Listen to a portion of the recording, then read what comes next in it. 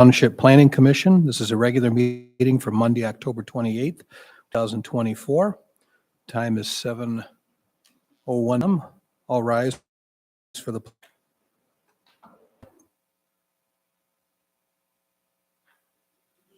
to the flag of the United States of America and to the republic for which it stands, one nation, under God, indivisible, with liberty and justice for all.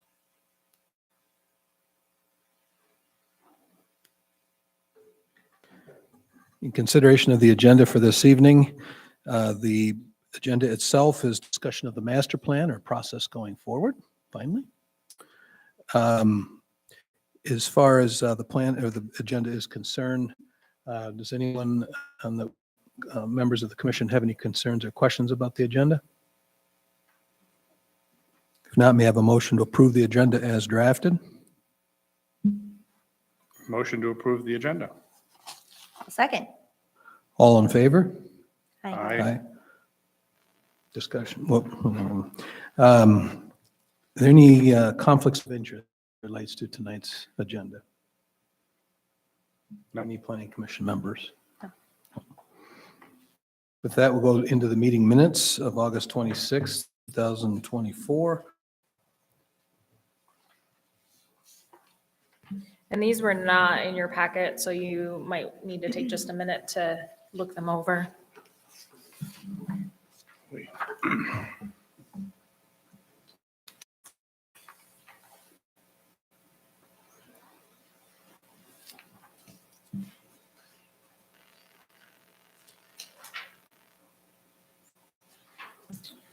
And actually, now that I'm looking at them too, the public comment that's on here for this public hearing, there should be a summary of each of the comments that was given by those individuals. Under public comment, we're not required to provide additional detail of what anybody said, but in the public hearing portion, we should. So, So we should review these maybe at the next meeting? yeah, we should have Jackie go through and update those with a summary of each of those comments for those people. And we do not have to make any reference to any correspondence that was read or referred to, do we, or do we? Right, I mean, we have the written correspondence, so, no, just the verbal. Any other comments on this so that in the next meeting, we'll review them with the summary comments?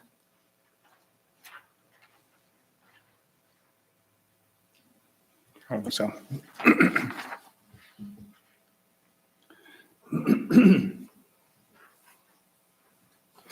Hearing none, I guess we'll just move on then and just, Yep. we don't have to vote or anything on that, correct? Right, no.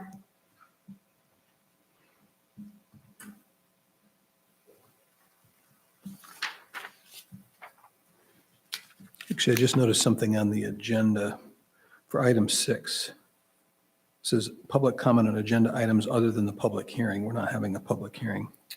Right, So, so just agenda items. yes, so I guess we'll open it up for public comments on any agenda items on the meeting agenda for this evening. If there's any comments, please come forward and fill out the comment card. And doesn't look like there's anyone coming forward. On that, Sarah, is there any correspondence?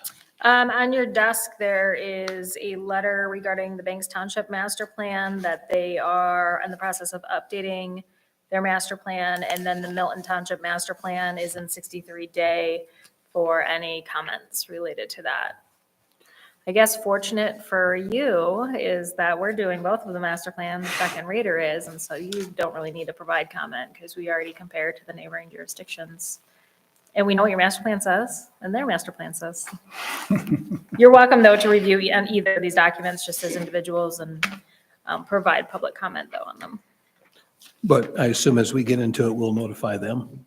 Yes, so probably following tonight's meeting, we would send out something similar to Banks Township that just says, we're going to start doing our 5-year update on the master plan. Stay tuned.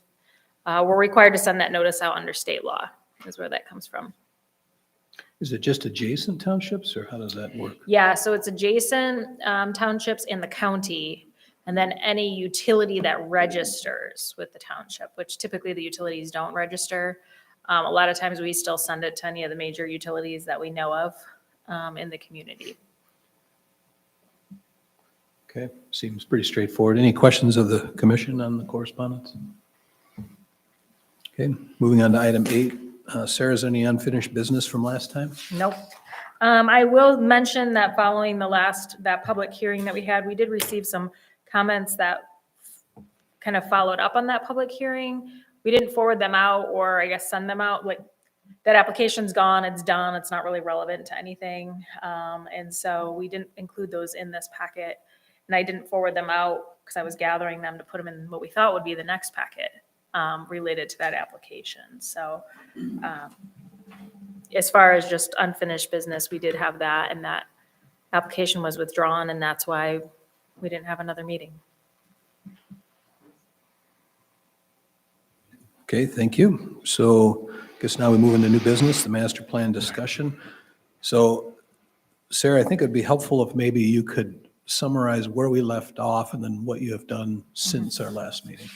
Yeah, so we very briefly kind of spoke about, the master plan process and what that looks like. We didn't get to talk about this timeline or this outline that was proposed. So that's kind of the first item to talk about for the master plan. And then you did kind of say, hey, put some questions together for us to start thinking about for a survey. And so that is included in here too, and we can spend some time going through questions. It's a very kind of, here's some ideas and a starting point for you to think about questions. It's by no means probably a complete list of questions for that. And at this time for everything, I would look just kind of like broader, like policy or questions or concerns that we should be putting in here versus wordsmithing anything to do that, because we do ask questions in certain ways so that we don't try to lead somebody, or, we're looking for specific information at certain times, and other times we're just looking broadly at information. And this is only one component of the whole too. So sometimes when we get into like the survey questions, I'll say, oh, that'd be better in an open house. Let's write that down and we'll deal with that at a different time. So just kind of all things to consider, but definitely willing to have a conversation with you about any of the items on here. So for the master plan outline, I kind of have the chapters that we would put together for the township related on different topics. So the demographics, this is all your census information, typically, your population. And then we get into the housing and economic development. We like to do housing kind of as a separate component instead of putting it into demographics. It's a big topic right now. You're all familiar with that. But spending a little bit of time on that housing component and giving more information related to that. And then economic development, looking that it's a rural community, what type of opportunities there could be. We can look at industries that may be suitable for here, or maybe we should consider, almost like a gap analysis and what industries could be in the community or that are lacking in nearby that maybe we want to consider looking at zoning and allowing in our zoning ordinance. So that's kind of a broader discussion, economic development component. Sometimes we go into discussions about, and you would see this in Milton's master plan, actually, we talk about the, like the farming industry and the impact that has on the county and the broader area, kind of the import and the export of that good itself. There's an analysis of that for their economic development chapter. So Sarah, how, this list of 7 chapters, where does that come from? These are topics that should be included in, well, the coastal resiliency is an add-on, but should be included in your master plan. So the state in the Planning Enabling Act talks about you should have a plan about the development of your land. Here are some of the topics that it should include. And so that's kind of this list that we have here for items. And how would we, so the state, so some of this is governed by the states. You got some basic requirements, but then how would we know a good master plan if it bit us in the face? Well, what I'll tell you is that if you look at this list, the first 5 items, and half a 6 are all just background information, setting the stage for why you're basing your decisions that are in your implementation action plan and your future land use. So you need that information, kind of that study, if you will, to be able to support the reasons that you're making your decisions in your master plan. So that's why it's important. There's usually not a ton of discussion in those items when we're going through the review on them. The questions will be, this doesn't make sense to me, or are you sure that's right, or I'm surprised by that information, more so than anything for those items. The future land use, that is very important because that tells us how we want the land to be developed moving forward. Density items, lot sizes, that component in the land use. So all master plans are required to have that component. And then I would say for a good master plan, this number 7 implementation action plan item is really important for that. We have our goals there, but the action plan is a list of items we want to accomplish. We like to keep that list to 5 to 8 items, knowing that the Planning Commission is moving this forward. And we want them to be actionable items. We can put in the implementation or a portion of this that says, work with the road commission on a continual basis to do X, Y, and Z. Okay, that sounds great, and we will. We do as a township anyways, right? But if you want to say, we want to provide additional housing opportunities, so you're going to look and go, research and implement housing ideas or something, and then implement zoning related to those. So then the Planning Commission can go through and prioritize this list and say, this year, we're going to focus on housing, we're going to research it, and we're going to create the zoning information. Some of the action items, you may already have done the research, we need to implement certain zoning requirements. Some of them will be a little bit more broad because you don't know for sure. You're still doing that research component on it. But the action plan is important to be kind of narrowly focused, looking at 5 years out, items that the Planning Commission can accomplish, because otherwise you won't do anything. If the list is too long, right, if you just don't know where to start, and if they're not items that you can control or, things like that, you don't move it forward. So it seems like in reviewing our master plan, it seemed like there was a pretty long list of stuff, of actions. And it felt like a lot of them were a little bit like what you described as far as working with the road commission. They're kind of motherhood and apple pie stuff. Yes, obviously you're going to do that. And so I like your idea about the specifics. Where's in what section would the vision for the community be? Well, we could put that, you could put it in the implementation section. You could put it at the beginning of the plan and just say here's our vision for the plan. It's kind of up to you how you want to structure it. In the same way, you could pull some communities put the implementation and action plan at the beginning of it, so that you don't have to read through it. If you are somebody that needs to read through the whole document, you start with, the important information, and then all the background is behind it, too. So, but the vision, typically you're looking kind of in either chapter 6 or 7 here is your vision, right? Because your future land use map is your vision for the future, how you want it developed. And even implementation and action. So somewhere in there. And what are some creative ways that you've seen, if any, about how to both capture that and be able to articulate it and present it to people? Well, we could do it in a couple of different ways. Typically, what you do is let me see if this question would be a good way to generate it.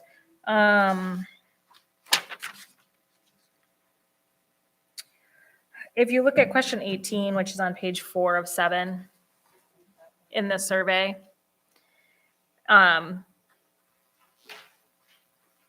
this question doesn't cover all of it, but this is kind of one of those questions that would help us to create a vision, because you're going to say, people are extremely concerned or want to preserve lakes and rivers, or they want to encourage agricultural components or something like that. So we're kind of using this survey to help put some of those ideas in. if you want to create a very specific like vision statement or plan, we can also put that through to develop it through our different community engagement. So for instance, in Traverse City, we listed a bunch of kind of statements related to different things like natural resources, culture, different components. And then we provided an opportunity for people to comment on those. And so we kind of refined them and changed them based on the public input, like what was good, what's missing, what don't you understand? Massaged the language. Then we came back again and said, okay, we kind of heard this. How can we tweak this? And kind of came up, they ended up with, I think 5 or 6 kind of vision statements for their overall plan. And then we backed all their action items and said this action item supports vision statement 1, 3, and 6 or something like that. The reason I bring that up for several reasons. One, was out at a restaurant not too long ago, and somehow the subject of townships came up, probably with the local elections and so forth. And the person made the comment that I've heard Torch Lake Township's kind of grumpy when it comes to approval of things. I'm like, well, okay. It's probably because of Laura here. I'm not sure. No, but it was, and the reason I think is probably because the person, I think, probably had a perspective maybe on the most recent applications and the fact that it was challenging for the person to come get through. But it also made me think the person was comparing Torch Lake Township to other townships around. And I think that there's a difference, or at least somewhat of a difference, with maybe the percentage of water, percentage of types of residential areas we have here. And so, and I was just thinking about the vision that I think about with Torch Lake Township was,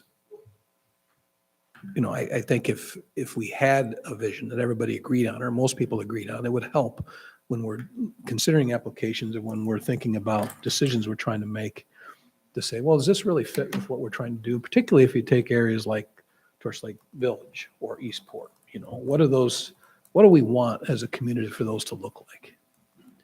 And I think that would help us clarify and possibly even help applicants clarify what might cause the planning commission challenges when they're looking at something. I guess the more creative and better we can be at communicating what this township looks like, and in particular some of the more sensitive areas like the hamlets or whatever we call them, the better. Yeah, and I think those are two, that comment that you have, what do you want Eastport to look like or Torch Lake Village to look like? Or what's your vision for the township? We can put a question in there that's really broad, like what's your vision? And you'll get all kinds of comments, right? There's often a lot of nuggets of good stuff in there too, depending on that comment. So we just have to go through and kind of analyze that. But that could be one of those questions that gets us started on something else. Like there may not be one person that has a vision that you're like, yes, but kind of gets you thinking about everything together for that. But we can also do for like Eastport and Torch Lake Village, we can use images to say, what do you like? Here's different housing types. Which one do you like in this area? Or here's what commercial looks like. Mm-hmm.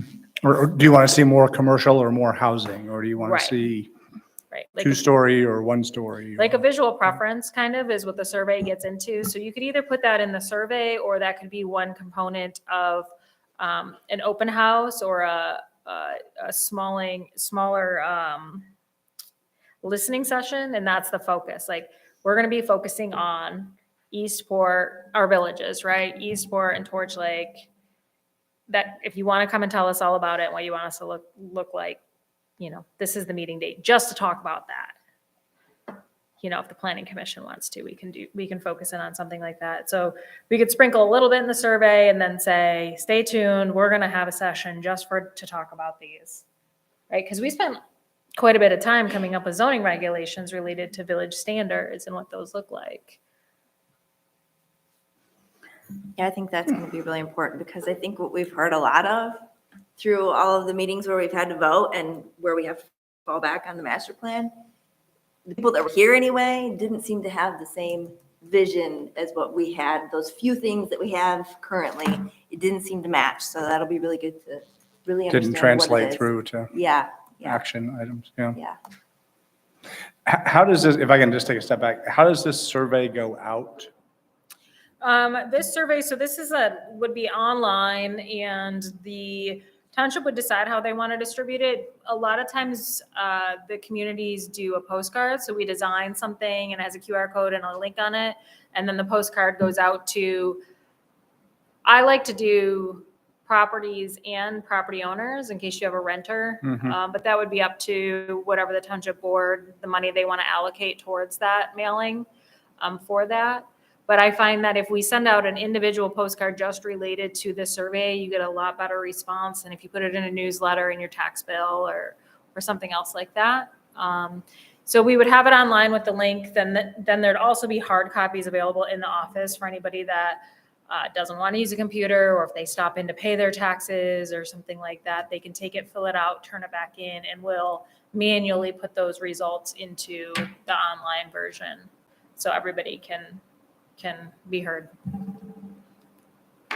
And also open to other ways, like the township has the email newsletter blast thing, put it in there as well. And I would imagine we'd post something at the post office.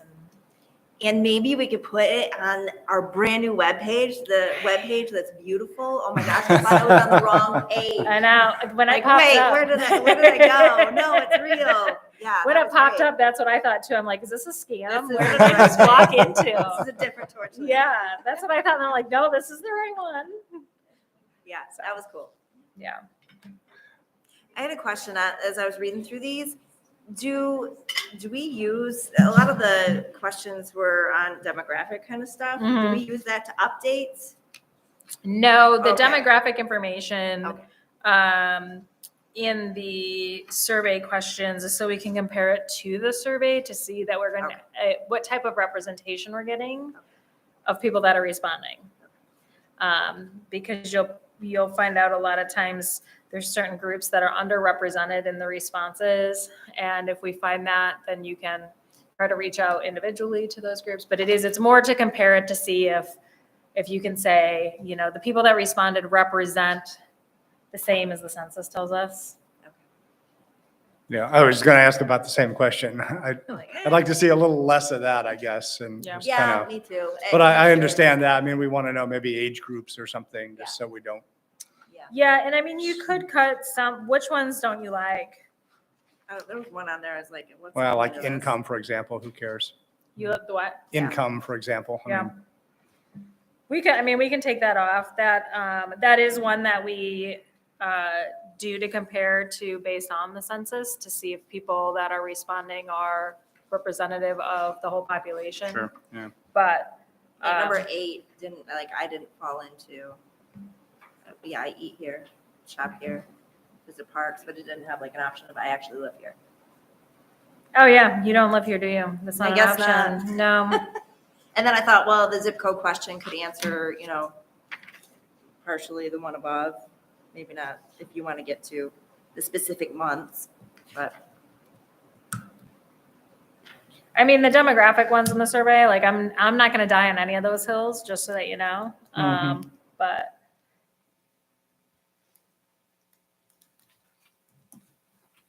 yeah, I really liked like 18. I really liked that. It's just a kind of quick, easy way to get a bunch of information. I think it makes it really clear. Agreed.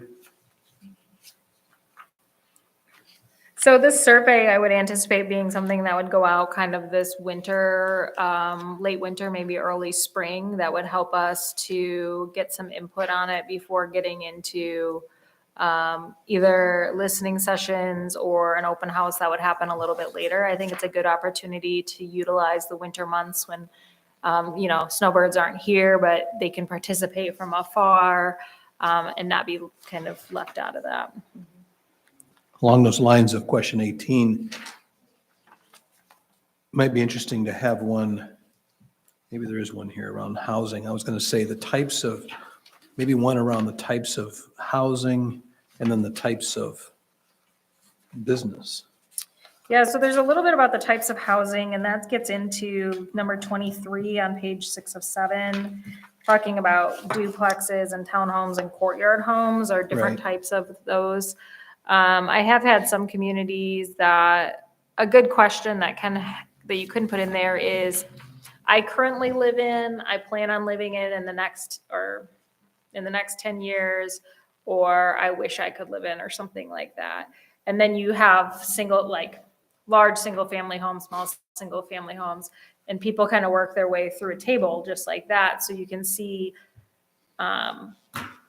which housing types you're missing. Because I think people, like, well, it's single-family homes. That's what everyone wants. Well, that's all that there is, 70% of the people live in them because that's all that's built. But when you look and see that people are looking at wanting to live in a townhome or something, it's interesting to compare current living to what they wish they could live in.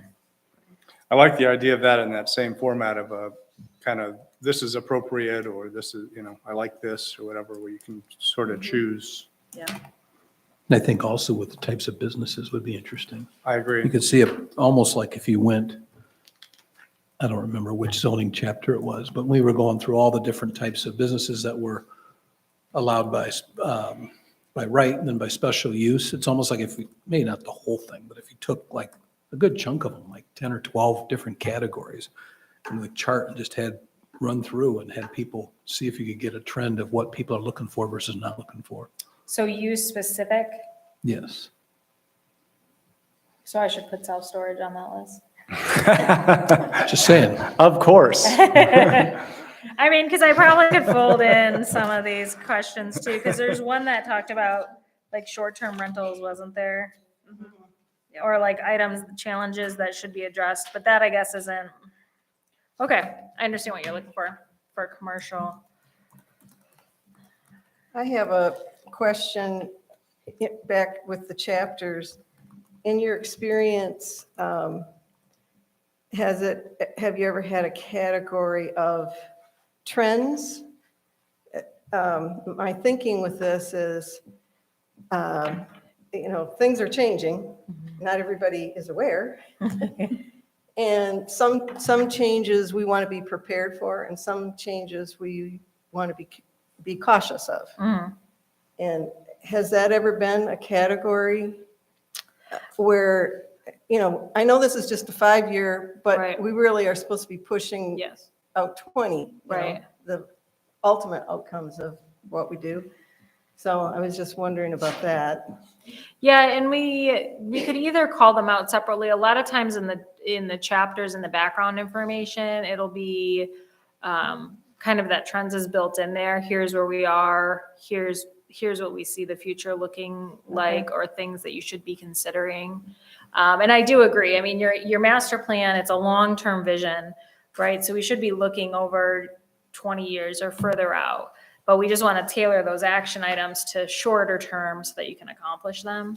There may be some action items or future considerations even that kind of are on a list, like, I'm trying to think of one.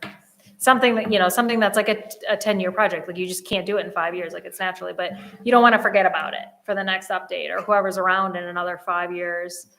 So we can kind of create also an area where we say, we know we're headed this way, but we're not quite ready for it. Keep an eye on it. Component.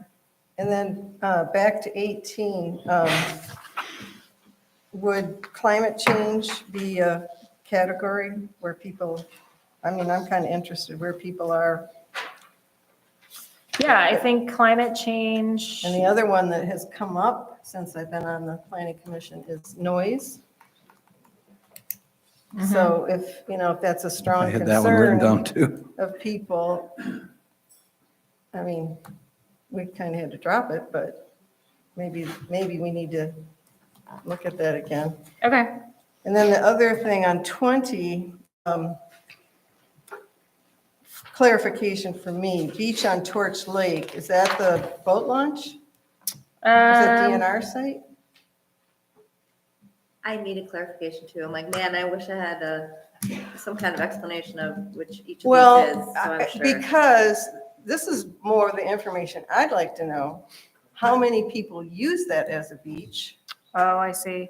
Because the DNR does not want it to be a beach, but They've they're made not that gonna abundantly do clear. anything either way. So they don't make it like a comfortable, usable beach. Mm-hmm. They don't have trash barrels because they don't want, so there's implications of that, but was that the beach on Torch Lake? I think so. And maybe it's more like boat launch on Torch Lake. So what I would do is typically for each of these items, we would link to like a map. So you could click on the name, like Oh, the okay. day, the day park. And then Yeah.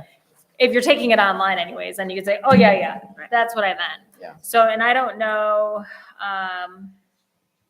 is there anything that we're missing then? Because you saw that one. So is there any Oh. sites that we don't have? We probably could say something like road ends. We have quite a few road ends that people might use. That would be Um, interesting to know how many people use those. If they even know that they're there.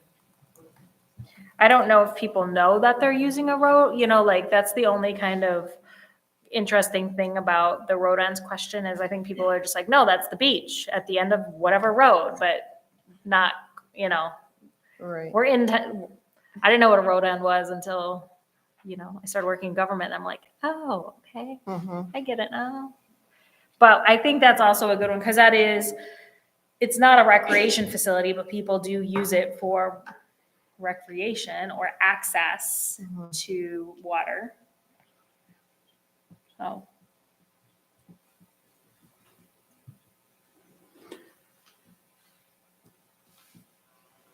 I would probably have things to add to this, but I had plans this weekend, so I didn't sit and Yeah. think really hard about it. Well, and so what I would say and what I would welcome is twofold. One is we kind of have this outline. And if you're kind of like, yeah, looks good, let's keep moving forward. And then two, for the survey, feel free to send any of your comments over to me afterwards and we can put it into the next draft. I still would like, before we send this out for the planning commission, to review kind of the final survey draft. But that's not going to go out till February, right? Right, I mean, whenever we get it done and it's ready, Sure. like I have on here February survey open just because we're headed into the holidays and getting everybody Right. together and things like that. But I can, if you have survey questions, like I said, send them over, or topics even, where you're saying, we don't talk about commercial uses, like you said, and I can create the question, I just need to know kind of the topic. So like one thing was, too, I remember talking about it during the zoning ordinance, we were talking about things like wind farms and solar fields, things of that nature, because we have a lot of, Renewables. yes, we have a lot of farmland that who knows what happens with that, especially with climate change, could change how people use the land. And the other thing is businesses like vineyards. It feels like, there's the one down the road here. I can't remember what it's called, but you could start to see those start to pop up here and there. I'm surprised you don't have anything like that yet, because that was such a big hot topic. I think we have a little bit of language in the ordinance related to it. And it's probably not the vineyards, it's the tasting rooms, right, that cause the right. issues, or the events that go with the tasting rooms. But I think those are two items. Renewables are a little bit harder. I like to have the question in there because we did talk about that at the zoning ordinance. The state kind of has different plans for us for large scale utility renewables and what we can regulate and not regulate locally. But we also don't know where that's going to go in the future, right? I think I've been kind of vocal about that. That law is really difficult to read, and there's a lot of question. I think it generated more questions than answers, and so it'll be interesting to see how it plays out as it starts to be applied. So there may be opportunities for the township to provide regulations related to those renewables and what's important, or how strong the township should either encourage, promote, or not encourage those uses, depending on what we like. So I'll add those topics in as to create a question, or put it into one of those matrices maybe that has some additional items. So one other major topic that's come up as it relates to the master plan, but it's been a while, is the air park. So we had talked in terms of, kind of approaching the broader master plan and then having a subset of it or whatever that, and maybe it's not even, maybe it's just a reference in the master plan and then it's picked up as a separate ordinance around the air park and having, I can never remember his name, the consultant that we used that had a lot of expertise specific to air parks, Steve Langworthy. To kind of, he had done some work on it to maybe try to incorporate that. And that would ultimately potentially be a change to the zoning ordinance.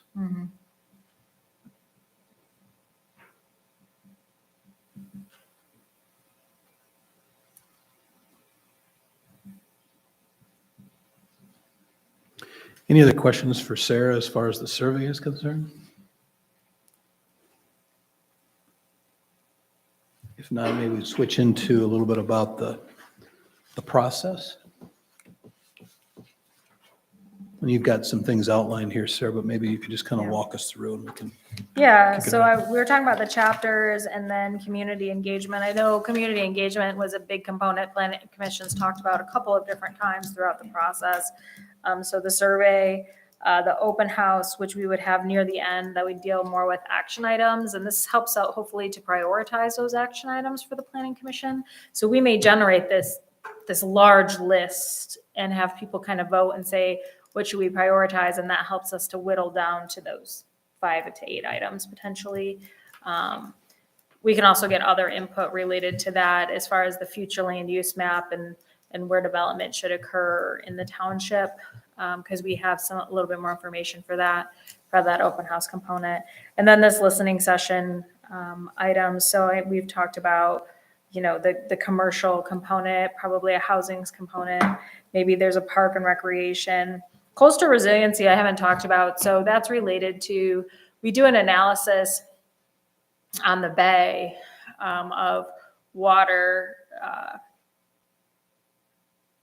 levels, essentially. Kind of you have this, if you have a perfect storm, which is when the wind's at just the right way with a high tide for the bay, right? And things like that. The potential impact to existing structures and land that exists in the township. You'll see on Lake Michigan, a lot of it is kind of more of a bluff area. You don't have a lot of low houses there, but in some communities, you have houses that are in the floodplain, and so when you look at like a floodplain and a big storm event and different items like that, you can see the amount of potential, and from a township perspective, it would be tax revenue if you had a big storm come through and clear all those houses out, right? Think of like Florida, right?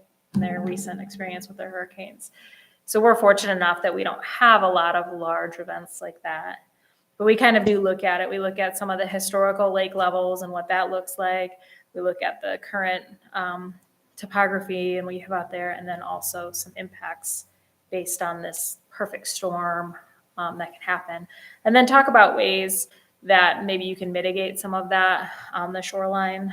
And that can apply to the inland lakes and the big lake when you're doing that. But talking about, like hardening the shoreline with break walls and things like that, they have other impacts further down the line too when you do that.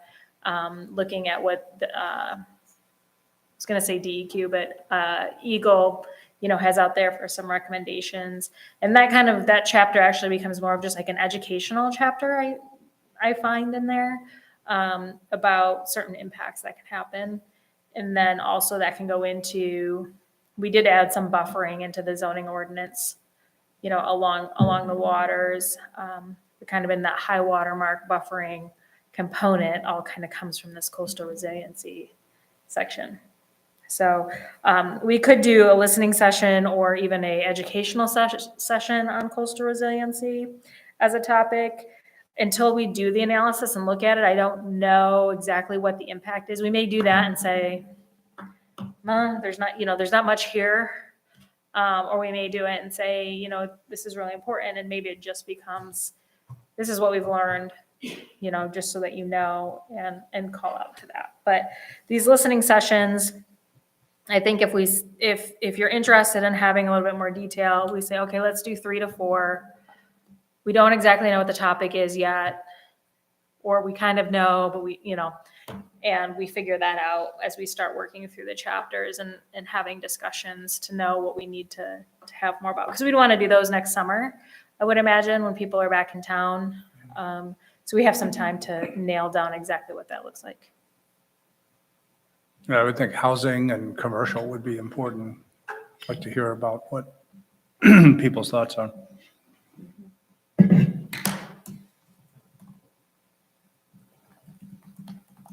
Whatever we do, can we over-communicate We can do our best.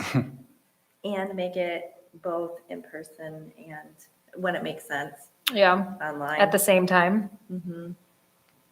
I have done that. I did that one time for an open house. We did a virtual open house at the same time we did an in-person one. It wasn't perfect, but I learned a lot. So next time around, would do it a little bit different. But yeah, I think if you're open to that, a lot of communities have gone back to just everything's in person. But I've really the virtual component just adds another opportunity, and it's easy still for people to participate in your normal life. That adds a lot of people that you won't get in person. Yeah. Yeah. And if we expand to a virtual component, then some of the timing isn't as important. Like, we have to do this between Memorial Day and Labor Day, which is hard for you to even come out sometimes because you got so much going on. But if you can extend that out a little bit and there's a virtual option, then people that have already left or have kids in sports or whatever can still participate. It doesn't become as crucial. So, okay.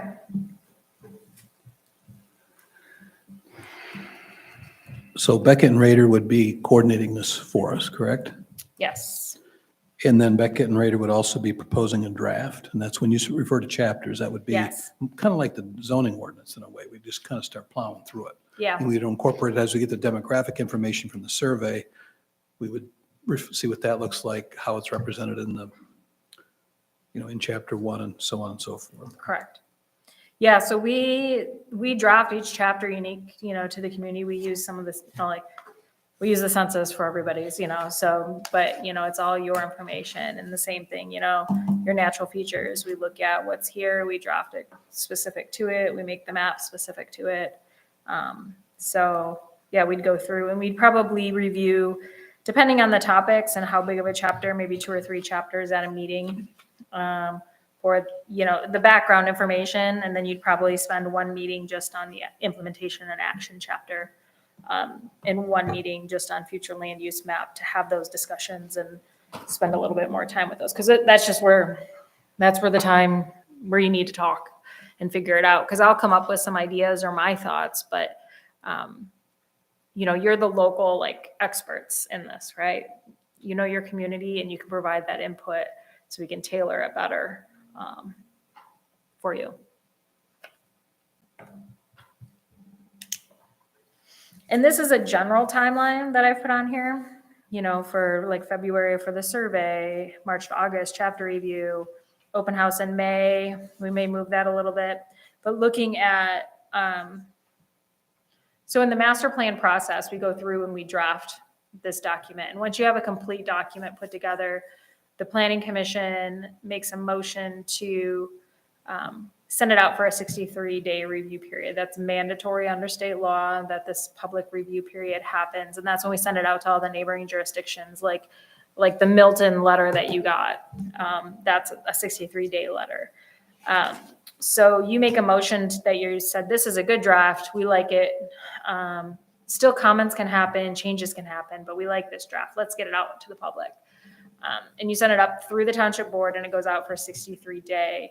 At the end of the 63-day period, or a little bit further out typically, the planning commission comes back and they hold a public hearing on the document and receive public input. And still at that time, you get to provide or make more changes to that document to finalize it. And then you're going to, following the public hearing and any changes you'll be making, a recommendation, I think, to adopt. I need to look and see. I don't remember if the township board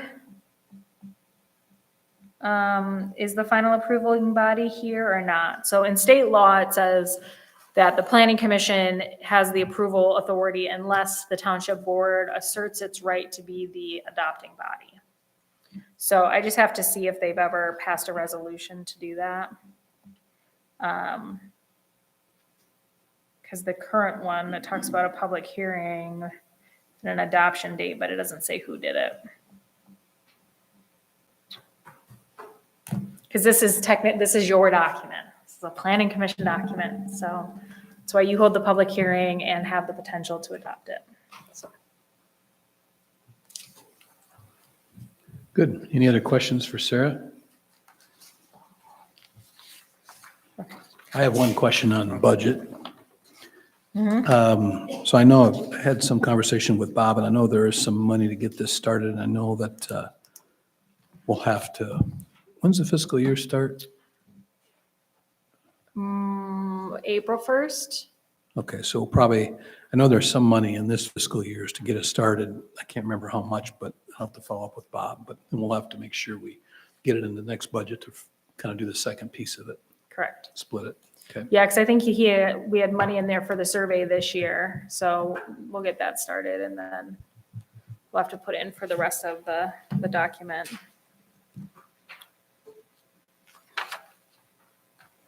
So I'll send out a reminder email, kind of say, hey, do you have any other topics or questions that you'd like to see on the survey that maybe we didn't touch on tonight, once you kind of marinate on it a little bit. So feel free to send those over and then I'll put something together kind of in the next draft of the survey. Great. So we don't need to have a vote or anything on any of this, do we? No, This is just a. Just discussion. Okay. So before we move on to ongoing reports, is there any other questions or comments, concerns from the commission about the master plan process? Not immediately. Good. Okay, thank you, Sarah, for putting that work together. Super helpful. Great, you're welcome. So ongoing reports. Sarah, anything to report? The zoning administrator's report's been going out in your email, so you should have that as far as items. What I will tell you is that one of the items that was on the report was about a ticket, and we went to court, or we had a formal hearing over this ticket. It had to do with a shed that didn't get removed when they demoed a house. We're in court 2 weeks ago, and then this Wednesday, we're supposed to get a decision on it. So we'll let you know once we get there. It doesn't really have an impact on the planning commission, but it's an enforcement action on that. And we had another item where the judge ordered certain things and people are living in a camper essentially without a permit. You're not allowed to live in a camper for more than 30 days with a permit. So we're still going through enforcement on that as well as one of the items. And then the only other item I have for the zoning administrator's report is that the township board changed the planning commission ordinance. So the planning commission is going to be going down to a 5-member instead of a 7-member planning commission. I don't know the exact effective date, but it is before your November meeting. So at the November meeting, it'll be a 5-member planning commission instead of 7. And the election all gets played into that as well too. So we'll see what happens in November. And that the reason for that was just to try to get, it's hard to find people to replace people, but then also to hopefully get some quorums together. So if we need to have a meeting, the planning commission is only required to have 4 meetings a year. So you're definitely meeting that requirement. So if we cancel a meeting, I don't want you to think that, it's like something negative about it. It's just, there's either no business or there's no quorum. As long as we can get together when we do have an application and we need to, that's the important component to it. Or we have some business to attend to. But just having, some communities, they have to just schedule a meeting every quarter just to approve minutes because they have nothing else that they're working on. So, like I said, don't look at it as a negative if you're not having a meeting. Okay, so Jeff, I think you're the PC representative, correct? My report is, there is reportedly going to be a meeting, November Yes. 20th, so we'll see. Yeah, November 20th, your organizational meeting. We will have a quorum, so we'll have a meeting to elect officers, review the rules and procedures, and set the meeting agenda schedule for the next year. So that's all. No other business. Great, thank you. And then Jason's not here, so there's no board representative report. So with that, I think we move on to public comment. If anybody's interested in making comments, please fill out a comment card and bring it forward.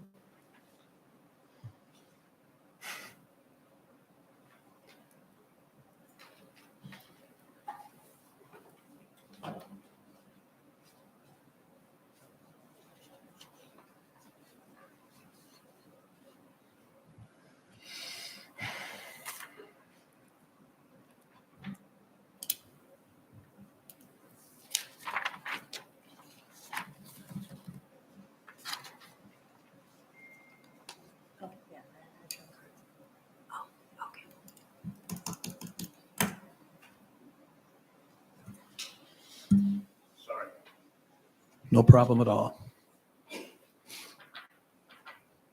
Please state your name and we'll keep your comments to 3 minutes if possible. Yeah, no, I just would, on that question 18, if you could also consider adding, dark sky to the list of concerns. I think it's something that, is it on? Hello? There you go, much better. Eat it. Okay. Sorry. Yeah, if you could consider adding dark sky onto the list, I think it's something that's important. I think a lot of people agree that trying to preserve that would be awfully good for the community. And then my other was more of a question. I'm not sure how much the Planning Commission itself is involved with the torch board. As far as I know, it's a private facility now, but I have concerns with the new runway being built, and both with the amount of use it may bring in, and also with the possibility of even possibly jets coming into land on that area. I'm not sure how active you are or not with that. I know the township, well, thank you, sir. Any other comments?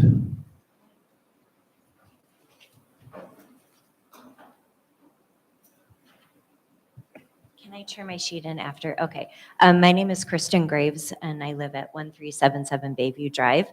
My only comments are also regarding survey question number 18. As Sarah said, that this is your working document.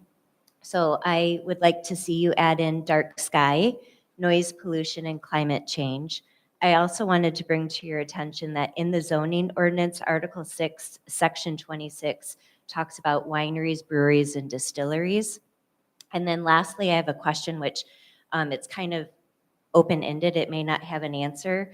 But one thing that I've been pondering lately is, does the township hold land for future builds, such as a place for a school, police, or fire station? And is there any allocation or funding or money set aside for any future recreation? Thank you. Thank you. Any other comments?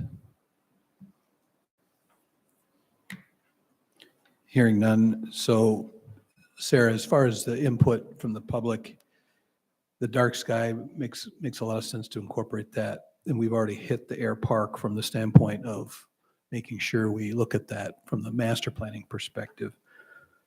The one comment, I know that the township has been involved and the township attorney has been involved reviewing the permit process and so forth associated with activity going on at the air park, correct? Right. Okay. Yeah, as far as any improvements or anything, we cannot regulate the type of aircraft that come in and out of, the airport and what that looks like. And so if it's falling within our ordinance and in those regulations, then, kind of goes along with it. Okay, thank you. And then lastly, on the vineyards distilleries comment, yeah, I think it's spot on. I think it is in the zoning ordinance. I think it is from the master planning perspective. It's just to take a look, is that something that, are there things we could do if that's, for instance, something that we want to encourage as an example? That's what I think we're looking for. Yeah, and probably other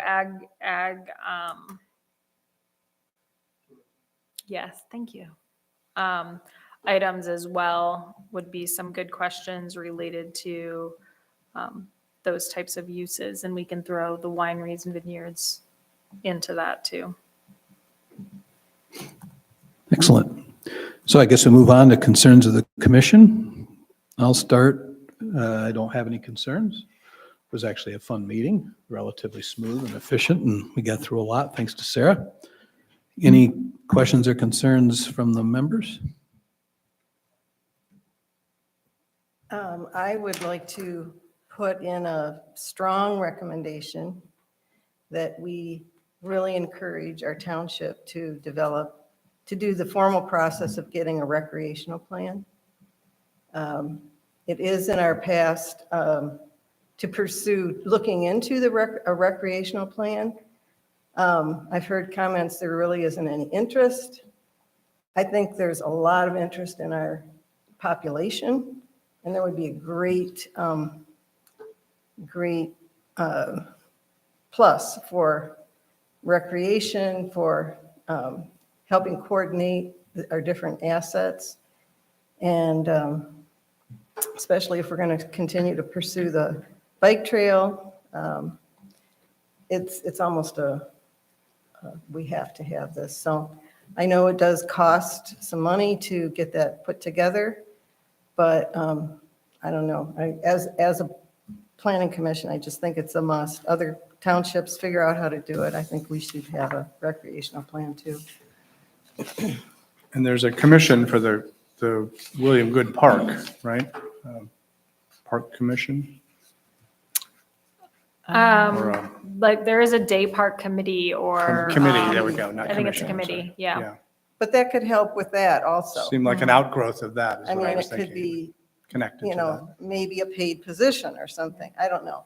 But we definitely are going to need it if we realize our bike trail. We have other things that are very possible to happen that could have great recreational possibilities, and I really want to support that. So Sarah, would a Parks and Recreation plan, would that be a subcomponent of the master plan, or is it separate? Or how does that typically work? You can do it both ways. I like to do them as a separate plan because they're both 5-year plans, but the Park and Rec plan, when you submit it to a state, is only 5 years. Like they review it for 5 years, where the master plan is generally 5 years. You should review it, but you don't have to update it, things like that. The reason that you have a Park and Rec plan and you submit it to the state is so that you're eligible for state grant funding and can apply for it. So if you don't have an approved Park and Rec plan with the state, on file with the state, you're not eligible to apply for acquisition grants or development grants in any of your recreational opportunities. Some of the grants they've put out more recently, like through COVID, you didn't have to have a Park and Rec plan, but typically anything related to them has to have that Park and Rec plan. So we can build it into the master plan. It has a different approval process, but the master plan process is longer, like the review period and things like that are longer than what's required for the rec plan. So it can still be compliant. We need to put a little bit additional detail in if you want to do a recreational kind of chapter that would comply for the state in your master plan. So it can be done, but typically you don't remember to update it because it's within the master plan for the state. It just becomes a little bit clumsier, I guess, when you put it in there. But maybe this first time around, we need to do that because then that starts it, and then maybe it'll be realized the benefit to it, and then pull it out and treat it different, as a separate document. Could be an option. So Whatever it takes. I was going to say, so other than the effort to do it, what's the downside? There's not, I mean, I mean, I you know could I'm a the consultant upside and is this you is what could. I sell, but there's no downside to it, you know, The like. upside is you could get some state funding and grants. The Right, downside I mean, is, if you don't isn't have much. it, there's so say there's a grant that comes out and they say you need to have a park and rec plan that's approved by the state, it's gonna take you at least 6 months to create a park and rec plan. You're gonna miss that grant opportunity, right? So, or you spend some money and you have this plan. One, it's great to have a plan. That's what moves you forward, right? Especially in the recreational side of it. If you're acquiring property or you're developing property, like you have a plan, you know how you're going forward and it's consistent over the years. But two, so that it is available for when a random grant comes up and you want money, you know, that's an opportunity. But I mean, isn't the stumbling block that there is a financial commitment to develop the plan Right. and submit all the documentation Yeah. or whatever has to happen? There is and I think that's that's where I think we're you at. can do, I mean, you can benefit some from the master plan component because we can, if you want a standalone park and rec plan, we can build in the questions into the survey that you're doing with the master plan so that we can pull those into the park and rec plan. And then you can have the open house that maybe there's a component that we pull into the park and rec plan. So in the end, you end up with, the park and rec plan is only 5 chapters. There's one whole chapter that's an additional kind of information that we'd have to gather. And then you have the action plan and implementation chapter, which is more tailored to your park and rec plan for that. But there's a demographics chapter, you know, background demographics. That's what your whole master plan is. So we write a chapter based on some of your master plan information. And then there is administrative and kind of how the township functions, like a budget side of it. How much money have you put towards parks in the past? Things like that. So, I mean, I think we could have some cost savings associated with it, knowing that you're either looking to have a separate park and rec plan or as a component of the master plan, using the community engagement that we are going to already acquire, which would be a cost savings to the township.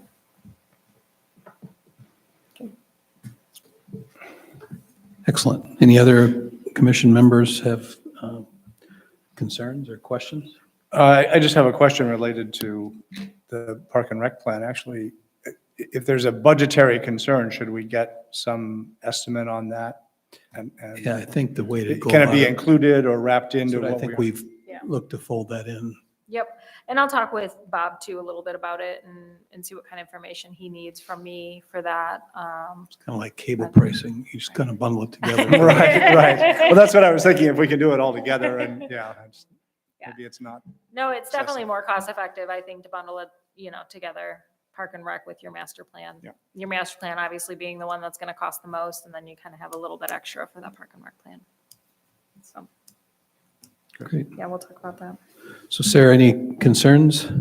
My only concerns are the upcoming meetings that we have. One is the week of Thanksgiving, and then the other is the day before Christmas Eve. So, Great timing. So November 20, what day of the week is that? November 25th is Monday, so that it's Okay. just in the same week as Thanksgiving.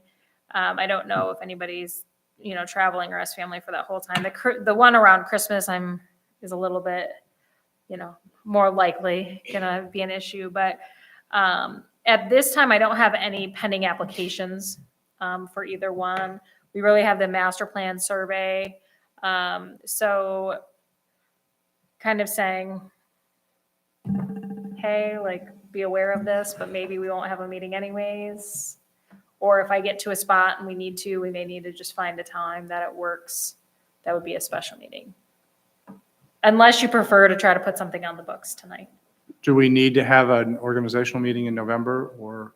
You could hold off on it. I mean, the elections are supposed to happen in November, but if they don't, they just happen at the next meeting that we meet. So, I suggest we just keep it the 25th and see what happens. okay. Agreed. You won't be here? Okay.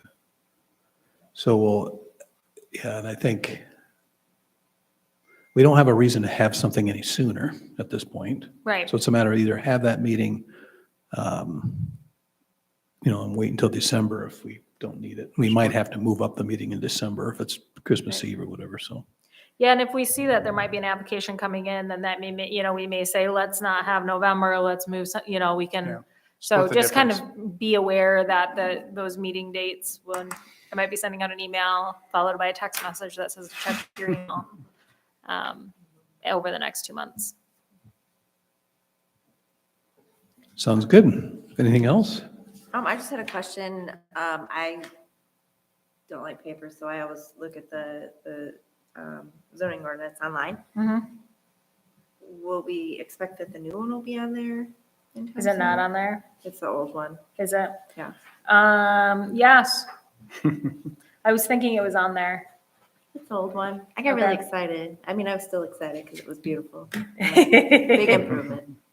Yes, we will make sure to get the new ordinance online. Thank you. Okay, with that, could I have a motion to adjourn tonight's meeting? Motion to adjourn. You have a second? I'll second. Discussion? All in favor? Aye. Meeting is adjourned. Time is 8:06.